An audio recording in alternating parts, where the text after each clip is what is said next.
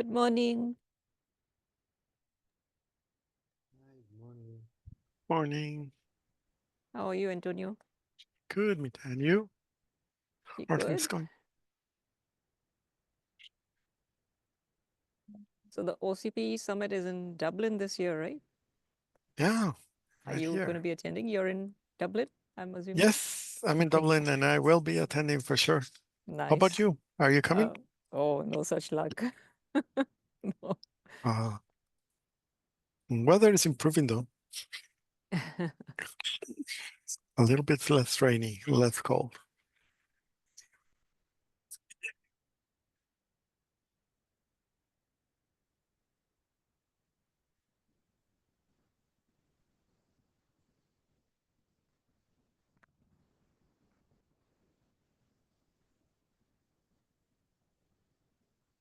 Hello, everyone. Good morning. Good morning, Mita. How are you, Roy? It's good.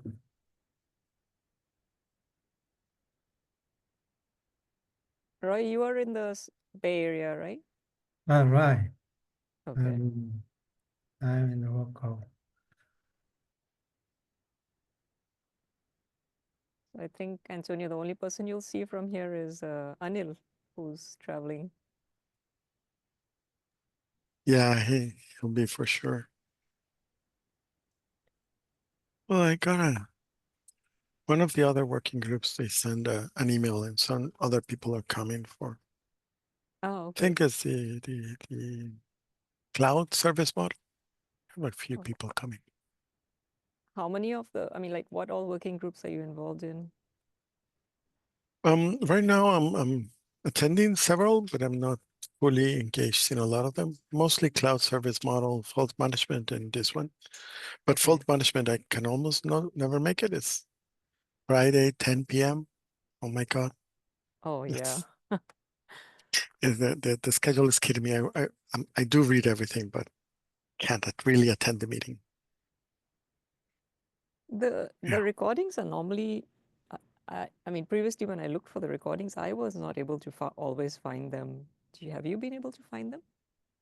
No, I mean, I used to run one of the work streams, the RAS API, and you have to manually move them from one place to another. So they've not been keeping that up to date. Ah, I see. So until they do that, it won't be available in YouTube. But it's usually 6 months behind. Oh, okay. So it doesn't really work. Only if they send minutes. Can yeah. Hi, Drew. True, we don't hear you.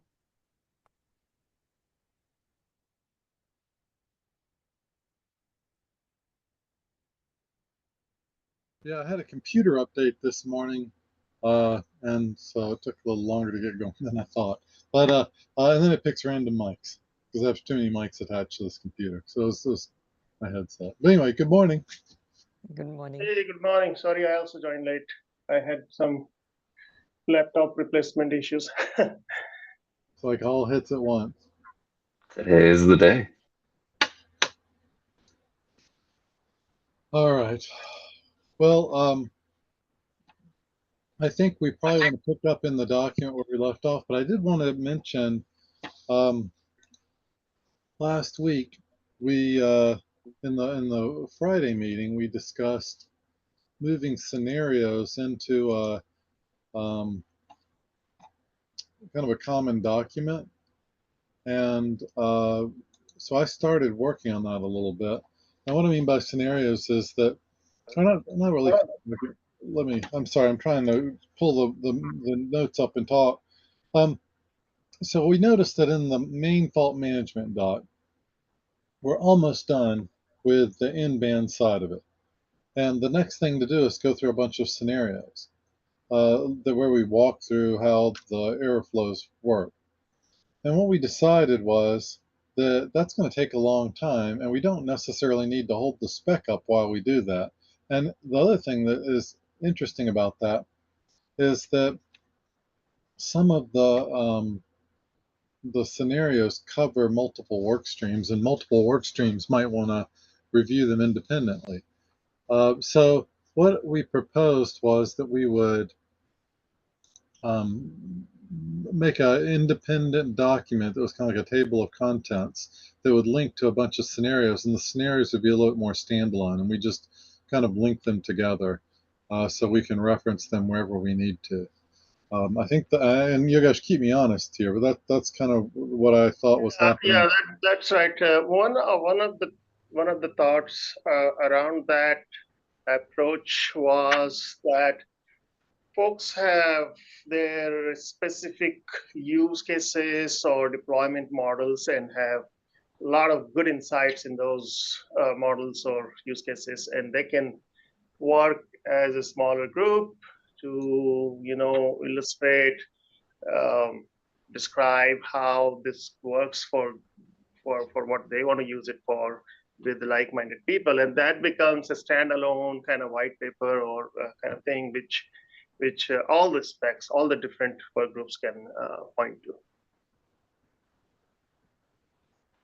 So what I did, I'll show you really briefly, if that's okay, Yogesh. Let's see. I'm just sharing a whole tab so I can switch between, a whole window. So I'm making a, sorry, everything came up small. Okay, what a day. So I'm making a faults management scenarios doc, and I'll just have major headings. And some of these scenarios can be referenced multiple times. So like if I have a memory error handling scenario that represents an analysis best practice and shows how time series analysis might work, I can also put a link to it down here. So, we can just have a taxonomy here that's pretty flexible, and so that you can go through. And if you're interested in analysis, you can see all the analysis scenarios. If you're interested in memory, you see the memory ones. So that's kind of my proposal, and I'm going to start making sub documents that I link. So this is this is heading 1 for the major, and then heading 2 for the minor things. And we can just link those, and it'll be like it'll be an easy way to find the scenario that you're interested in. And I'm hoping that we can accelerate that a little bit and go through some analysis best practices, because one of the things that I'm kind of concerned about is we have this awesome framework we're proposing, and the whole value of it is that we get good analysis tools. And so I think it'd be great to walk through some of the analysis best practices for analyzing errors and make sure that we have a good basis for pushing that forward. Okay, and here's the memory doc, finally. So hopefully that makes sense. If it's controversial with y'all, let me know, and I think Yogesh and I'll be happy to talk with you. Thanks, Drew. One more thing before we we'll dive into the document. I sent a message earlier about SPD sizing discussion that has started for DDR6. JEDEC is going to start working on SPD sizing in a few months, and I think Jordan Chin was there. In FMFM and some other folks from Dell are there. So do you have anything that you'd like us to consider while besides the SPD for DDR6 at JEDEC? So I wasn't sure if we really got to that extent, but I'm sure we can extract some things out, which we can tell them these are the things that we want. In the SPD, and they can compare notes if it's there or not, and what we will take. Okay. Yeah, and I guess maybe I think we're pretty close to having the list of things we want to capture done, and I think we had a scenario at the end of the spec. So this is the same theme as the main meeting, and so I was thinking that maybe we could look at the things that we've identified that we want to capture and see if any of them would be good to put in the SPD. I mean, theoretically, you could put the last memory error, because my assumption is, if we're doing time series analysis, you get the newest memory error, you look at it, and then you say, okay, this is interesting. I'm going to go back in time and look at prior errors to see if I can find a pattern. But the last memory error is kind of should generally be the straw that broke the camel's back. It should be the thing that pushed us over the edge and made us decide it was time to replace the part. So I don't know. We can think about stuff like that and what we'd like to put in, but I'm just speaking of my thoughts. I think ultimately we want to hear what the memory folks think. Okay. Well, I'm going to scroll down, and sorry for the fast scrolling. Hey, Drew. Yeah. This is Anil. Did we Hey. already talked about storing the row repair, row revamp PPR information in SPD?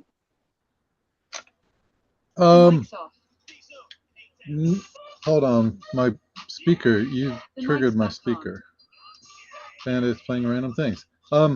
This is just like tech morning for me. Okay. Hey Google, stop. Let's cut the mic off. Okay. So, the row repairs. I mean, I've thought of it before. I believe I have a patent on it, but we haven't talked about it here. Yeah, so I think that's the one important use case that we in fact are defining that within Meta and using it. But it'll be good to align together and make it a part of requirement. Standard format. I think the formatting is the key thing, so that we can save more row information or rather more rows than the SPD allows. DDR4 had limitations, so we need to come up with a very funky way of storing row information. But DDR5, I think, has increased. So I think DRAM vendors should be able to help us here. In fact, our formatting came with working with the DRAM vendors. So I think that'll be a good one to come up with a certain kind of recommendations, maybe even format, and then reach out to JEDEC. Okay, this is what we would like to make it through, of course, through DRAM vendors as a part of the spec. I've got a question. I don't want to rat hole our discussion on SPD, but so what is the purpose of the SPD? It's archival information, both that the manufacturer puts in, but are we intending then to put in information so if we return the DIM to the vendor, it's there on the DIM? Yeah. That is one use case. Okay. The other use case is so in our infrastructure, right? We sometimes shuffle DIMMs, sometimes even move around DIMMs outside the put in the spare and then Sure. get back, right?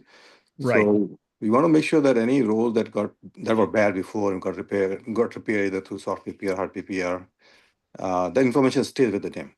Got it. So but in that case, though, the DIM is staying with the Fleetscale manager, and we would have information on just from the serial number on that DIM. If we move it around, the system itself with this infrastructure we're talking about should be able to figure that out.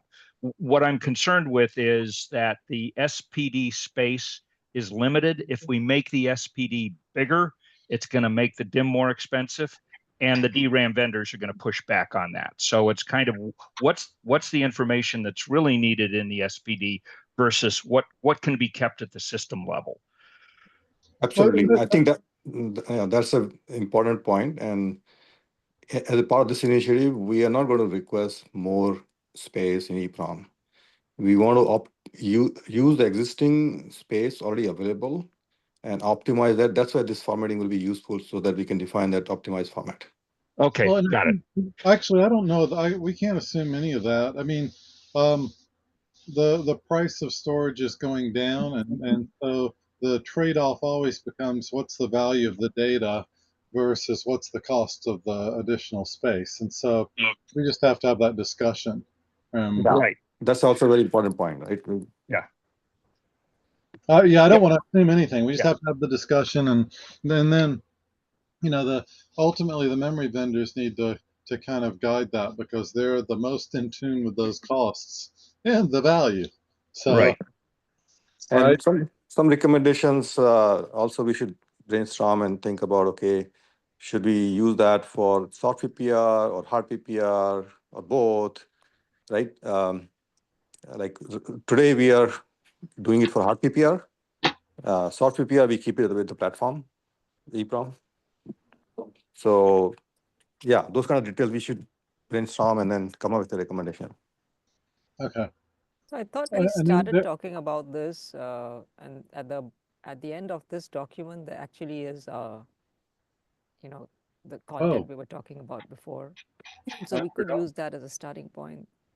There was a proposal, SPD error logging example with a nice graphic at the end of this document. Okay, I'm looking for it. I don't doubt you. I was just trying to pull it up. Way at the end, if you keep going. Yeah, there. Oh. There. Oh, wait. That. This. Okay. Oh, yeah, I don't think we discussed this, but that's a good point, Mita. Thank you. Okay, so let's get there. I mean, let's get through the other parts of the document, and then we can dig into that if that's okay with folks. So I think we're close. I mean, I think we just have a few comments about the tables. Is the big thing, and then when we get to the output format, I don't know if we want to how much we want to nail that. I think our goal was to get the data captured nailed down quickly, so that folks could start implementing that. But let's see. So let's go through it and let's see where we are. I think we are right here.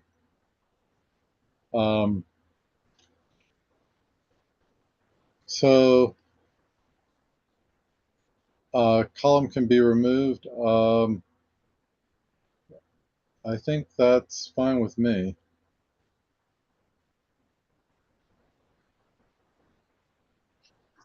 There's one row that has non-standard CPER reference, but we can call that out.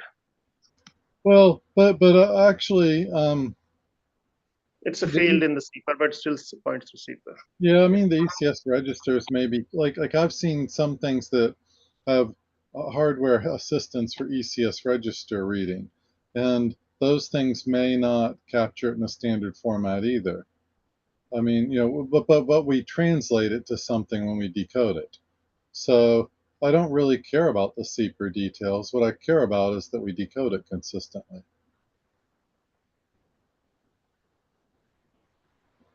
And the point of this thing was where is the format, the column, and it's all in CPER. So Mita is right. We can remove that. Yeah. So I'm inclined to agree with her. I'll go ahead and do it. Let's see. You have delete column right there. Oh, I did? Yeah. Oh, yeah. Okay, thank you. Okay, that's good. It gives us a little more room for the other stuff. Okay, so Owen and I and Evan, and we were having a discussion about this. So and I think he's already changed it. Okay. Air scrub type, because we discussed this a little bit, I think, last time, and there's demand scrub and patrol scrub is what I was thinking. Yeah, and I think that makes sense, Drew. We've just been calling it demand read and patrol scrub, but yeah, Okay. your way's fine. I think that does make it a little clearer. Okay, I'm going to resolve that then. Okay, and so start here. So we're starting here now. So I'm going to resolve this. Okay. Mita asked a really good question. Mita, I had to stare at this for a second to figure it out too. The what R is runtime, I think, and maybe someone said real time, but I would argue it's runtime, not hard real time. Um, and then O is offline. So by offline, you mean boot time? It What is would be offline? who would process it. So how to use BSFA analyzer, is real time or or runtime. It's like while you're, and then offline would be post failure analysis. So if you're trying to FA a part that's returned, the O data is more useful. This is the way I understood it. But I dream, and I like to dream of us getting more and more um, sophisticated analysis to improve the results and being able to use some of the offline data at runtime. If we find trends that somehow relate the O data to a failure that we saw, then put it in the analysis and it becomes R. So I don't know. I don't really care about the column. We can keep it, we can leave it, delete it, but I sure hope that some of the O stuff becomes R. So Drew, where is the O data coming from? I mean, same places. Is it like a DIM tester, or is it in the system and the I system don't is know. running some So diag? you capture it as the failures occur. I think this was talking more about Oh, analysis. okay, analysis, got it. So imagine you have a DIM that failed, and here we're talking about crash time data logging. I don't know. Maybe I'm confused because it seems like the crash timestamp and PMIC error log would be stuff that we analyze. I mean, if I see something that the PMIC says power was messed up on the DIM, that's a pretty clear indication that I either want to replace the DIM or replace the motherboard, depending on what the PMIC saw. Right. So what you're talking about in the runtime is analysis of that particular error that just happened. Are we going to make a decision on it versus looking back in time? What's the history of this component, and combine that history with what we just saw and come up with an analysis? But I thought that was what the analyzer was for. Yeah, no. That's what I was thinking is, what I was thinking O meant is that I capture a bunch of data. The analyzer doesn't necessarily use it, but when I return it to the DIM manufacturer, they can use it, at scale to look for trends and figure things out as part of their FA. And Okay. and I guess I'd rather just say, is the data useful or not? And then we want to use as much of the data as we can for analysis as possible. Wherever, if there's any benefit from using the data for analysis, use it for analysis. And maybe we capture some of this data and we use it kind of after the fact for a while, but we realize that there's some correlation between a particular signal in the data and a failure that occurs, and we add that to the analyzer. So that's kind of where I'm. Okay. Yeah. And actually, now that you bring that up, it occurred to me in reading your data poisoning paper, for when you get an uncorrectable error, you don't have time to make any analysis decisions, right? You've just got to move kind of into the poison flow. So You is got to there prevent consumption, just for everyone's yeah, clarity. prevent With the prevent synchronously consumption. interrupt the workload so that it doesn't Yeah. use the corrupt data. But Yeah. exactly. Yeah. So you're reacting to a single event. Now there could be many different reasons for that single event. So from a fault analysis point of view, you don't know, but what you're focused on is preventing consumption.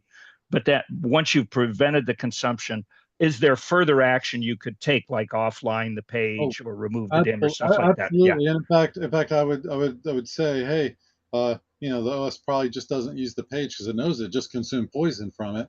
And then we do some analysis and we figure out if memory is bad or if it's a PCI device, and then we come back and help give the OS guidance on how to clean up. Yeah, that was how I imagined it worked.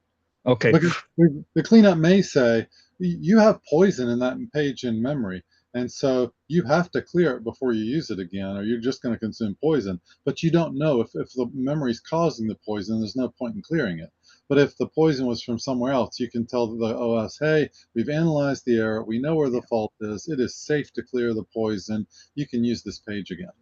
But that can happen later. That's not a containment problem. That's a problem that if it takes a minute or two, it's not a big deal.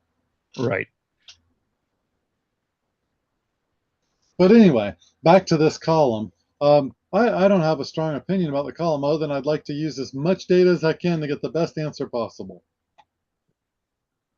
So I don't know what we want to do with it. But that was a really good question, Mita. I just had glossed over it. I think at a minimum, we should just say R is runtime and put in a little blurb for it, because I didn't see that defined anywhere. And O is offline. I think that may be at least implied. Yeah. Yeah, maybe just a footnote on the table itself. Or in the top of the column, the O is offline. Yeah, and that then, seems to be implied by that underscore on O, but maybe just having something for runtime as well.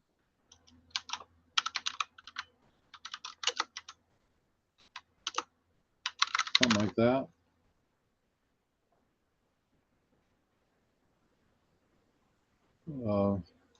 Just make the D fit there. So, okay.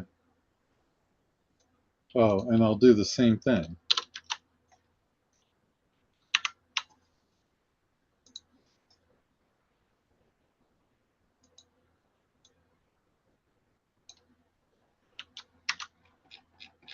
Looks good. I'll copy it to the other tables as well. Oh, you'll do it? Okay. I'll do that. I'll do that right now while Okay. you're moving ahead. I already did one, but I'll let you do the others. Thank you. That'll speed things up. Okay, so I'm gonna close this. Check this off. Okay, next is burst map.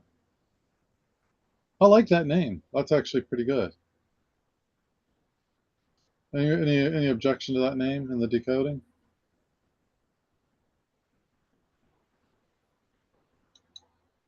So what exactly is the burst map? It's which bits are flipped. So what I'm thinking is your cache line consists of a burst of one row and many different columns. So I think in DDR5, I think the burst length is 8. So you've got 8 different columns. So to me, a burst is 8 different columns of the same row in the cache line.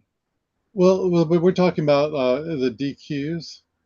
So basically what happened is when you read the memory out of the DRAM, the memory somehow maps the data that it read from the row. And when we're not, and it actually varies. The memory vendors do things differently. They have different ways of mapping mats and things to the column. So we're not prescriptive, and we don't know what that is in the DIM.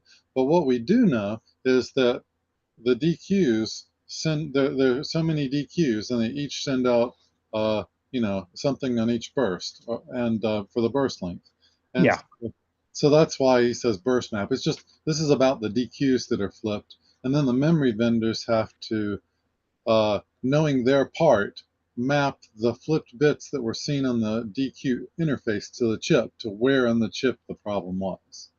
Right. They can do that. We can't. They can. But yeah, wouldn't it be a DQ map or a DQ bit map? Well, we could say DQ burst map if you want. Is that objectionable or? Yep, DQ. Yeah. So the idea there is we're getting the DQ data. I mean, the thing is, it's both. It's more related to the column addressing you were saying. The issue is that sometimes we get the column start address, but don't know which individual position within that burst the bits actually flip, which is less helpful. And I also don't know how to map it to columns. I mean, the different things you can, like all the memory controller knows is it read a cache line, it got this many bursts on these DQs, and here are the bits that are flipped, and it doesn't know where in the part it is. You do. So that's why I'm saying it's really all the processor knows is it saw flipped DQs. Yeah, right? and which of the bits are flipped within those DQs is the message we're trying to get across with this specific one. Yeah, well, the DQ burst map would say that, wouldn't it? Just the DQs and the bursts. Yeah, I guess as long as we're very clear that it's DQs and the burst and not just the DQ information. So maybe DQ plus burst. Yeah, I think that would work. Because a couple of times, you know, we've gone round and round on like, well, you have the DQ information, isn't that enough? Well, no, Oh that no, it's still not. doesn't tell Yeah, you yeah, the yeah. Okay, location of I the see bits. I Yeah. see the concern because Yeah. I saw a chip recently that did that. I'm like, oh no, that's not good. Don't do that again. Yes. Okay. Thank you. Thank you. That's a really good Okay. clarification. Yeah. I think the name is so long. So how about they simply call it as a error vector? Error vector or syndrome value. Because there is that when you talk with the computer science guys about the DRAM fault or DRAM fault boundaries, they normally if I say the first means that kind of the sequence of very long sequence of the data. So it's very ambiguous term for them. So how about the simply speaking or directly saying as a syndrome or the error vector or error Yeah, value? I'd like error vector, by the way, very generic, and it communicates the essence of what we are trying here. Yeah, I like that too. Yeah, Is thank that you. okay? Is that okay? Is that okay, folks? Yeah, I think that makes sense. Okay. Sounds good. Next up is physical address, and that's fine with me. I guess if we want to disambiguate the physical position inside the DRAM, which this is not, and make it clear it's OS, we may need to add OS physical address, but I don't Yeah, really care. I think I would add the OS there, Drew. Okay. I think disambiguation is good. Okay. And that's, I mean, that's what we have it called. Yeah, There it's an anyway. angle, but it's a very straightforward mapping for sure. Yep. Yeah. Okay. Processor metadata.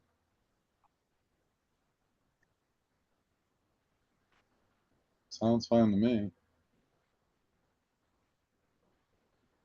Yeah. Okay. ECS mode registers.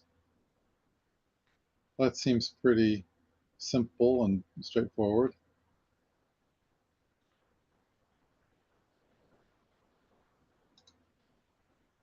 Okay. And then the next one is dim temp or dim temperature.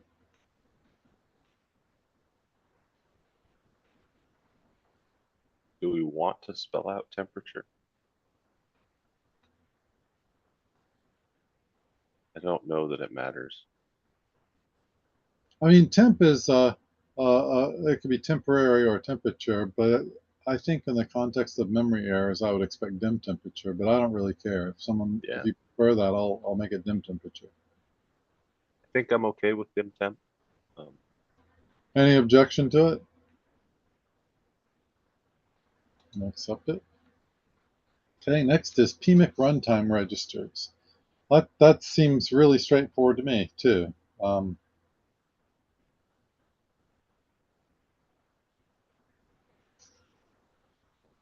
So I'll accept that unless someone objects.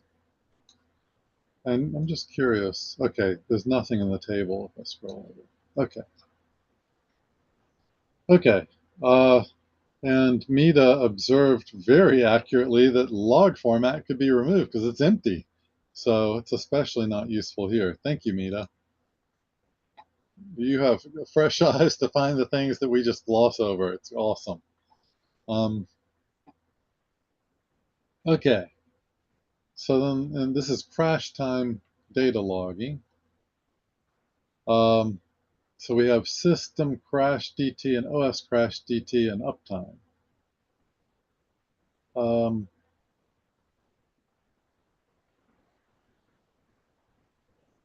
Oh, and I see that because DT is date time.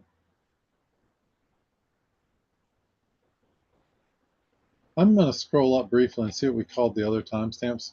Yeah, we spelled out date time. just to make it clear, I believe, and just going to see if we were consistent. And we did not spell out date time here. So, oh, but Mita had a comment. Oh, that's true.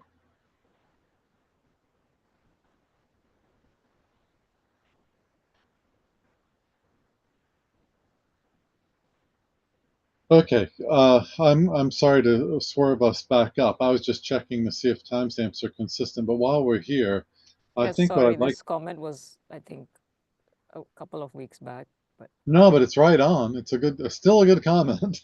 I'm thinking maybe we just copy system firmware and put it here because it'll record the time it booted. Any objection? sounds right to me. Okay. I mean, I think that's the case. I don't, I agree with you. The memory controller doesn't have a real-time clock usually. And current boot timestamp, that's also bias. Okay. So I don't really care if we call it DT for date time or not. I was just trying to see if we're consistent. So we are. We have one in the middle, which is called date time. So maybe we should just change that one then. Okay. Yeah, that sounds. Change it. Thank you, Mita. And then one question I have about this is uptime, and I guess this is decoded. This is the decoding schema, but and the reason I mentioned that is that uptime probably won't be in the log. The log will just go. Here's when the error occurred. Here's when and there'll be a boot timestamp. And then you calculate the uptime. But that's fine. I think we have the information in the log. Yeah. So what you're saying is that's a calculation. That's not what's going to be delivered. But that's okay. Some of these things are calculated anyway, because like the burst map or the error vector in some processors, that's you get they log what they get in the CPER is a syndrome number, and you have to use the H matrix and do some calculations to calculate the flipped bits. And some processors log the flipped bits, and it's all over the place there. But at the end of the day, no matter what they provide, you can translate that to which bits were flipped from these DQs. And so I guess it's fine. If we have uptime here, it can be calculated. I was just making the observation that this may not be in the CPER, but it may just be calculated from the CPER. So I think that's fine. I'm going to accept it unless someone objects.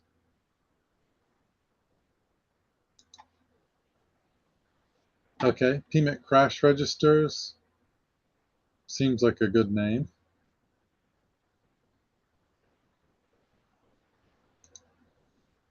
And fatal escalation. What is that? Let's see.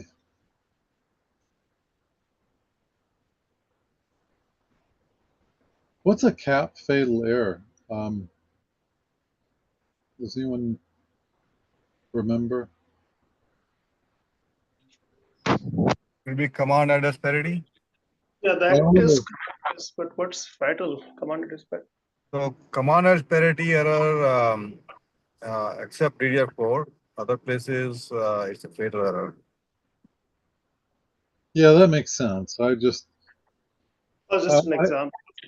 Okay. Yeah, I'll spell it out because I usually use those in different order. I guess it comes from just the memory controllers that I was more involved in. It's parity. Oh yeah, sorry. We did call it address command parity error. you could still put cap in parentheses. Oh yeah, I could absolutely, and I don't object to it. I just wanted to spell it out because if I sleep, I wouldn't remember what it was. Okay, thank you, Anil. That's good. Yeah, I guess did we Like we wrote that as an example.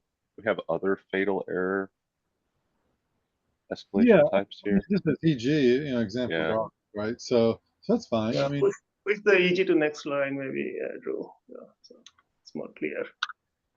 Yeah. like- Yeah.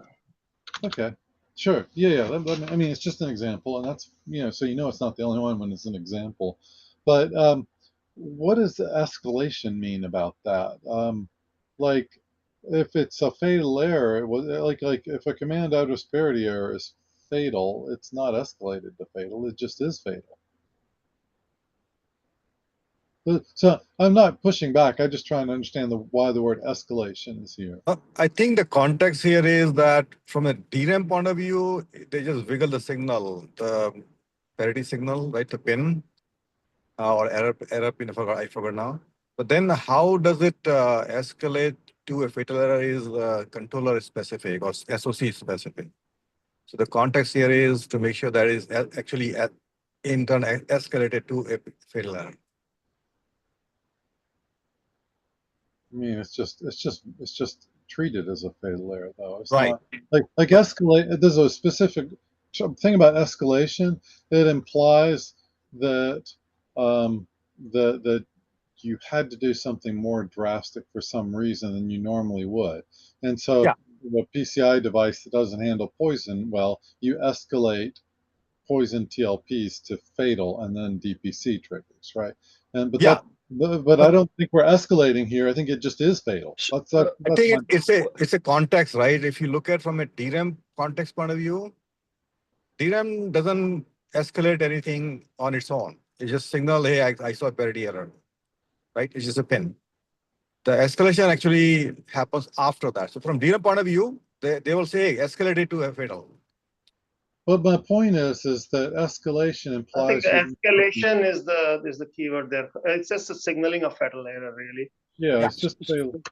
So actually, though, with a parity error on either read or write, the memory controller should try and retry that transaction, right? And if retrying you don't get the parity error, then everything is good.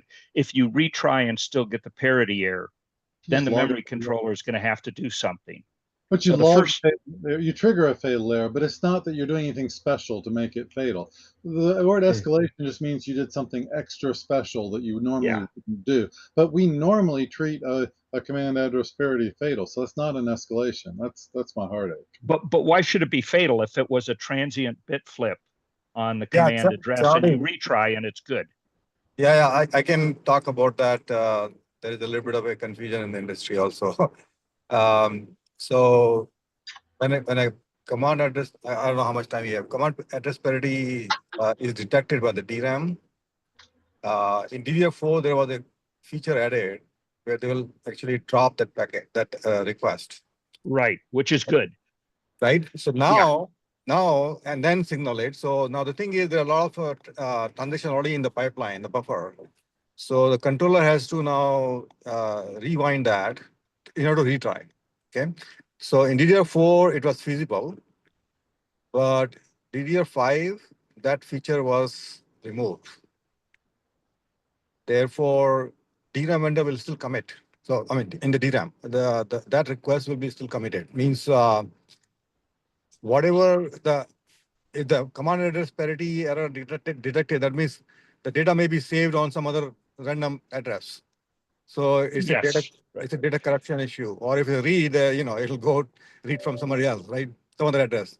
So and it's not easy to unwind that because so many transactions in the pipeline, right? So basically, that's why it is raised as a fatal error now. Got it. Yeah, for DDR5. Right.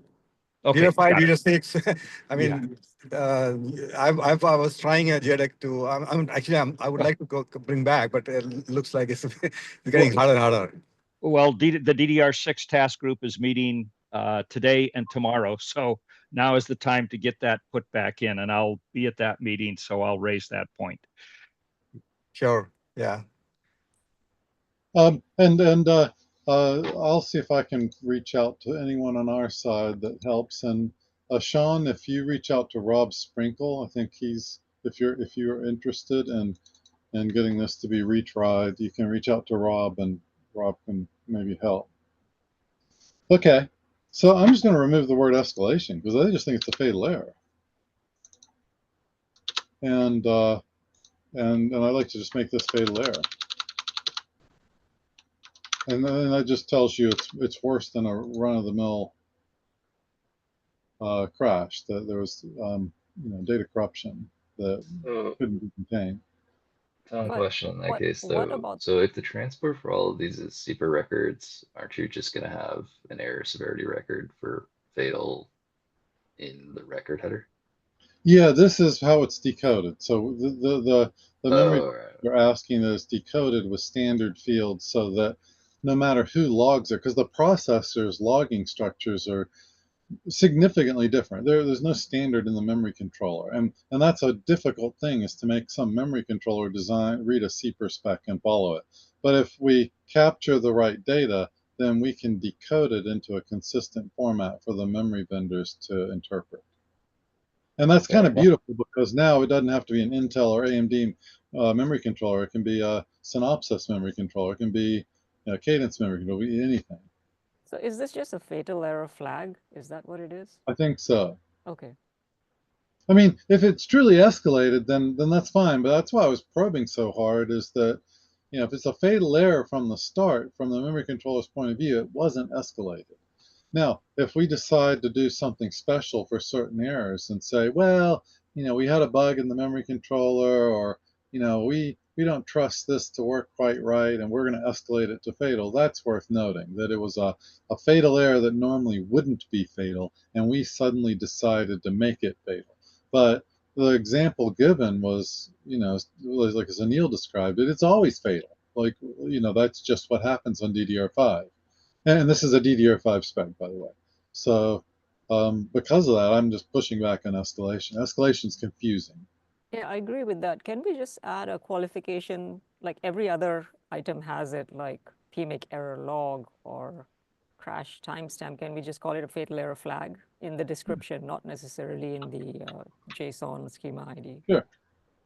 Like that? Yeah. Yeah, and if it comes from the severity of the log, that's fine. Then, we're just trying to tell the OS analyzer it was fatal.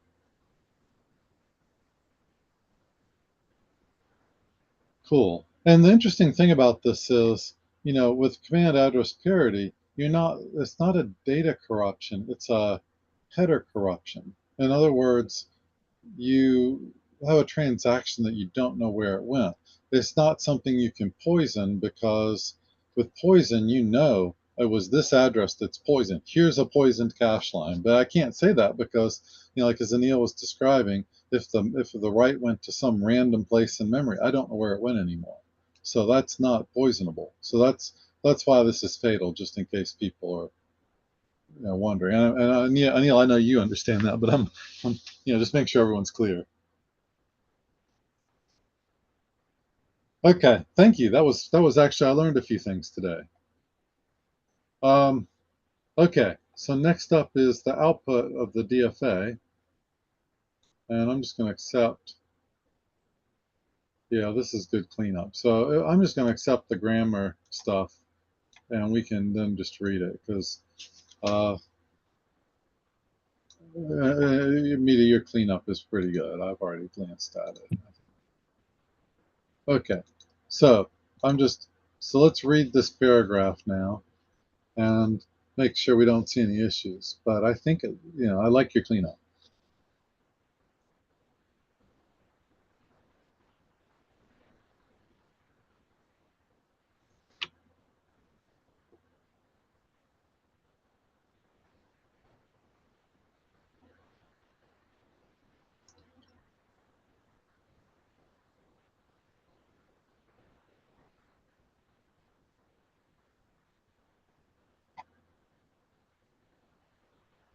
So I'm at DFA log output format, and looks good to me, but I'll wait for someone else to tell me that's okay too.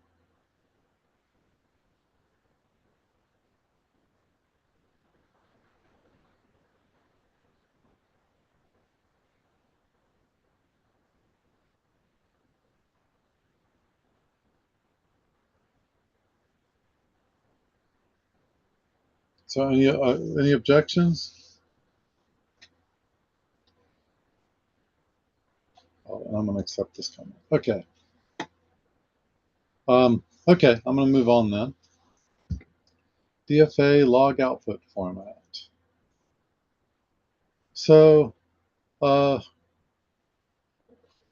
repeated below can be deleted. Amita, it's so awesome that you went through and did this. You are absolutely right. Thank you for working on this. Okay, so this, let's see. Oh, I see. So I think the point here is that the DFA is a sub-analyzer, right? And then the system analyzer puts out all the same fields. So I don't know. I mean, they are repeated. I got the impression, and I think Yogesh may be able to clarify, is Yeah, that I was, thanks, Smith. I was holding back. I think my thinking is right now we are really at what needs to be captured and which is accurate, and how we organize the hierarchy of analyzers is something I was thinking we could defer to the next revision. Because it has to align with what we're thinking in RAS API, and there will be more details, IDs and whatnot.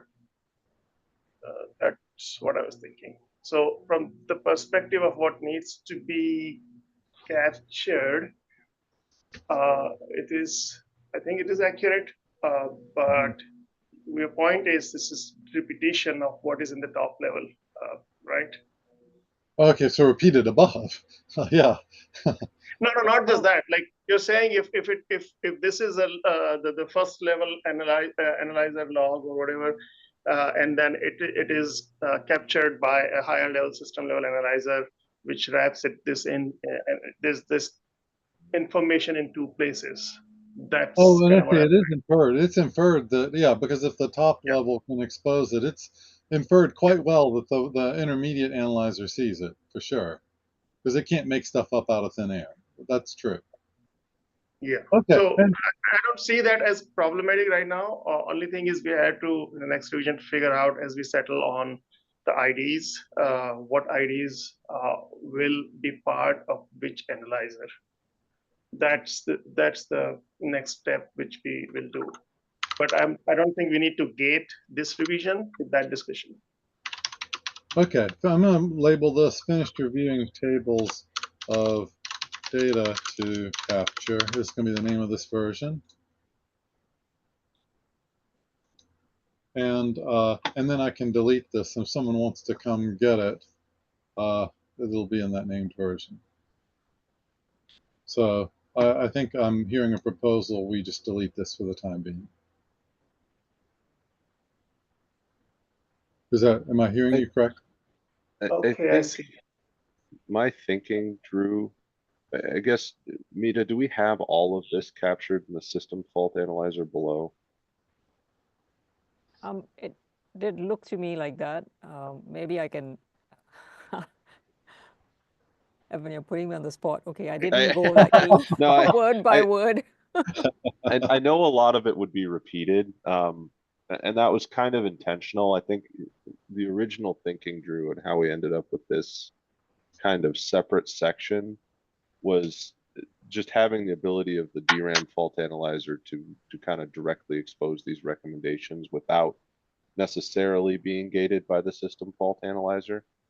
Okay. I mean, if we can commit to it being kind of a pass-through on some of these, I can just think of situations where you would want the DRAM information without conflating it with some kind of system information on the way through. Mm-hmm. Well, and I'm going to make it a little bit stronger. One of the values of the whole thing that we're doing in fault management right now is that we can gather billions of device hours worth of data, and the one of the key values of gathering the data is that if I gather enough data that I can point to a location in the chip, then the really smart device physics people can look at the the part and go, what the heck's going on in this part of the chip that seems to fail more than others? And we can discover new failure modes and fix it. And so if by some, like system level process, we end up obscuring the data that tells you where in the array the problem is, that's defeating one of the values we have, right? So I think it is a key value of ours that you get information that allows you to map the failure to a physical location on the die. Yeah, and I think in some of these cases, the way we have it diagrammed out, I guess the way we have it diagrammed out, we have kind of a separate output from the DFA and from the system fault analyzer. And the way I've kind of imagined it is kind of in general, the system fault analyzer will be what kind of the end user really uses. Mm-hmm. But I think the ability to kind of separately log the DFA outputs, I'm a little scared to take that out. I actually take my comment back. Yeah, I'm understanding the reasoning behind this now, Evan. So, and maybe yeah. I should just add kind of a little paragraph to kind of explain why that's separated out.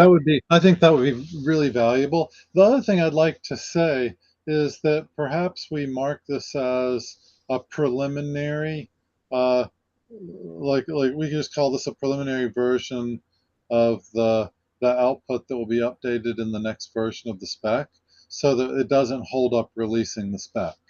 Yeah. Yeah, you can even mention that the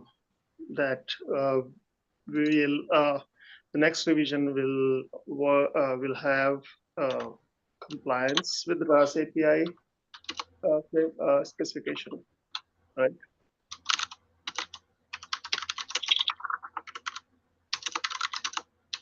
Okay. Oops. Oh, thanks, Drew. I was just opening it up to give myself. No, I'm giving you got it. And I'm just going to ask you to mark it as a work in something that will be that is preliminary and will be updated in the next version of spec. Yeah, sounds good.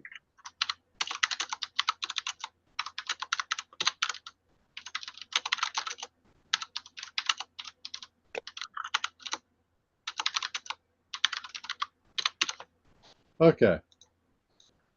Cool. Okay. Well, but thanks for the discussion. Yeah, that was really key, and thank you for bringing that up, Evan. If you can clarify that, that'll really help. Yeah, we'll do. Okay. Thank you, Yogesh, for adding stuff here. It's awesome. Let's see. How do we want to approach this? I guess I'll go ahead and accept your thing, and we'll just review it. Is that okay? Yeah. And it's just this whole section, right? I'm gonna accept it so that I can add comments and they don't overlap. But let's review section 7. So we'll start with why don't we go? I've highlighted a section. Let's go through what I've highlighted.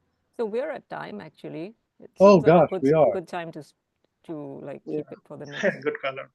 Oh, good catch. Yeah, no, I've got another meeting I got to get to. So thank you.